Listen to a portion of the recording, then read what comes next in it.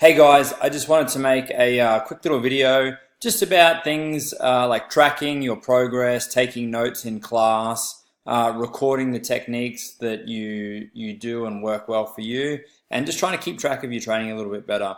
A good analogy I always use, and not everyone goes to uni, but imagine if you went to university, so I said, all right, you've got to do this degree, 3 years, here's all these subjects you got to do, but you're never going to write anything down.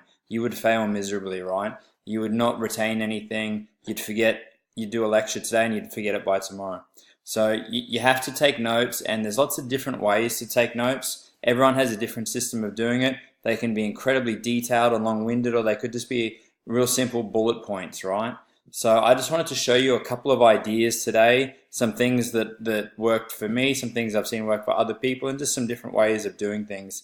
So the first one you can see here, this is actually a website, mindmeister.com. You can just set up a free account on this one, and it's just a computer version of a mind map, right? So you can put in here, this is some of the passes that we did the other day. So we've got closed guard, a couple of different ways to open it, how that branches out to these passes, and then the seated guard, same sort of thing. And then I quite like doing this type of stuff. For me, it helps me understand the connection between different positions and how it all kind of fits together.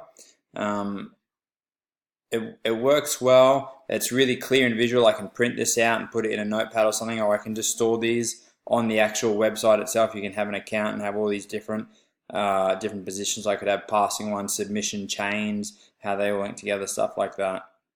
So another thing is, this is like just some cool notes. I actually pinched this from another jiu-jitsu guy. This is some of John Will's work. So he's just got like I think he said he uses an iPad, and there's like a note-taking app on there, and he can just write down one position. So like this is the cradle here, right? So cradle, and then he'll just write down a page of things on the cradle. And like I said, you might, if you're a really detailed person, you could have 10 pages on the cradle, or you could just have one page and just be real simple, like 2 or 3 bullet points. If I get the cradle, or what your entry to the cradle is, this is what I'm looking for. I quite like this too. It's quite a cool little way to do things. You know, if you're a bit artistic, he's got some cool drawings in there and stuff like that.